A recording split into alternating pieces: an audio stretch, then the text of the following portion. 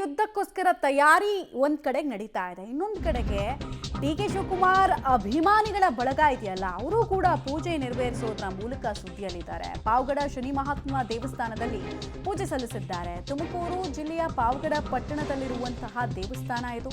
91 KG ಎಳ್ಳಿನ ತುಲಾಭಾರವನ್ನ ಅಭಿಮಾನಿಗಳು ಮಾಡಿದ್ದಾರೆ. ಡಿ.ಕೆ. ಶಿವಕುಮಾರ್ಗೆ ಇರುವ ಶನಿ ಮತ್ತು ಕುಜ ದೋಷ ದೂರವಾಗಲಿ, ಸಿಎಂ ಪಟ್ಟ ಸಿಗಲಿ ಅಂತ ನವಗ್ರಹಗಳಿಗೆ ತೈಲಾಭಿಷೇಕವನ್ನ ಕೂಡ ಅಭಿಮಾನಿಗಳು ಮಾಡಿಸಿದ್ದು ಕಂಡು ಬಂತು. ಕುಜ ದೋಷ ಎಲ್ಲ ಇದ್ರೆ ಶತ್ರು ಬಾಧೆ ಕಾಡುತ್ತೆ ಅನ್ನೋದು ಒಂದು ನಂಬಿಕೆ ಆಸ್ತಿಕ ವರ್ಗದಲ್ಲಿ. ಹೀಗಾಗಿ ಎಲ್ಲ ದೂರ ಆಗಲಿ ಅಂತ ಹೇಳಿ ದೇವರ ಮೊರೆ ಹೋಗಿದ್ದಾರೆ. ರಾಜಕೀಯವಾಗಿ ಎಷ್ಟೇ ಚಾಣಾಕ್ಷರಾದ್ರೂ ಕೂಡ ಒಂದು ದೈವ ಬಲ ಅನ್ನೋದು ಬೇಕಲ್ವಾ? ದೈವ ಬಲ ಸಿಗಲಿ ನಮ್ಮ ನಾಯಕನಿಗೆ ಅನ್ನೋದು ಇವರೆಲ್ಲರದ್ದು ಕೂಡ ಅಪೇಕ್ಷೆ ಆಗ್ತಾ ಇದೆ. ಹೀಗಾಗಿ ಪೂಜೆಯನ್ನ ನೆರವೇರಿಸಿದ್ದಾರೆ.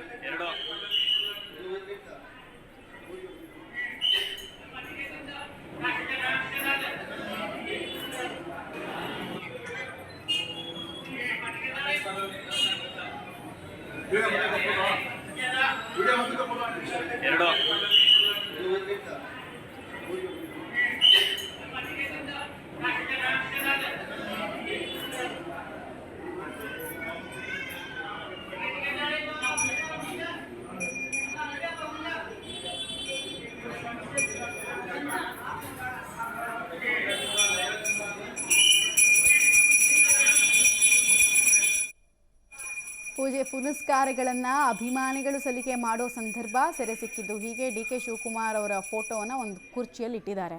ಕುರ್ಚಿನೇ ಇಂಪಾರ್ಟೆಂಟ್ ಅಲ್ವಾ? ಹೀಗಾಗಿ ಒಂದು ಕುರ್ಚಿಯಲ್ಲಿ ಇಟ್ಟು ಪೂಜೆಯನ್ನು ಮಾಡ್ತಿದ್ದಾರೆ. ಅವರ ಅನುಪಸ್ಥಿತಿಯಲ್ಲಿ ಅವರೇ ಇದ್ದಾರೆ ಅನ್ನೋ ರೀತಿಯಲ್ಲಿ ಕಾರ್ಯಕರ್ತರು ಮಾಡಿಸಿದ್ದಾರೆ. ಹೀಗೆಲ್ಲ ವಿಡಿಯೋಗಳೆಲ್ಲ ವೈರಲ್ ಆದಾಗ ಏನಾಗುತ್ತೆ, ಜನಪ್ರಿಯ ನಾಯಕ, ಮಾಸ್ ಲೀಡರ್ ಆಗಿ ಇವರು ಕೂಡ ಇದ್ದಾರೆ. ಕೇವಲ ಸಂಘಟನಾತ್ಮಕ ನಾಯಕ ಅಲ್ಲ, ಇವರು ಸಿ.ಎಂ ಆಗಲಿ ಅಂತ ಬಯಸೋರ ಸಂಖ್ಯೆನೂ ನೋಡಿ ಹಿಂಗಿದೆ ಅಂತ ಅವರ ಅಭಿಮಾನಿಗಳು ಬೋಸ್ಟ್ ಮಾಡ್ಕೊಳ್ಳೋದಕ್ಕೆ ಅಥವಾ ತೋರಿಸ್ಕೊಳ್ಳೋದಕ್ಕೆ ಇಂಥ ಕಾರ್ಯಕ್ರಮಗಳೆಲ್ಲ ನಡೆಯುತ್ತೆ.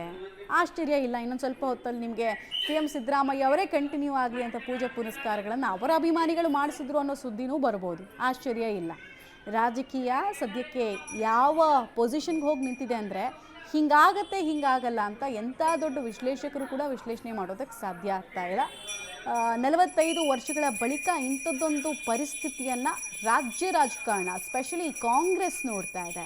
ಎಸ್.ಎಂ. ಕೃಷ್ಣ ಆದಿಯಾಗಿ ಸಿ.ಎಂ ಸಿದ್ದರಾಮಯ್ಯ ಯಾವಾಗ ಸಿ ಎಂ ಹುದ್ದೆಗೆ ಬಂದರು ಅವಾಗೆಲ್ಲ ಪ್ಯಾರಲಲ್ ಆಗಿ ಲೀಡರ್ಶಿಪ್ಗಳು ಇರಲಿಲ್ಲ, ಕೇವಲ ಒಂದೇ ಲೀಡರ್ಶಿಪ್ ಇತ್ತು. ಬಟ್ ಈ ಪ್ಯಾರಲಲ್ ಲೀಡರ್ಶಿಪ್ ಇರೋದ್ರಿಂದ ಕುತೂಹಲ ಇದೆ.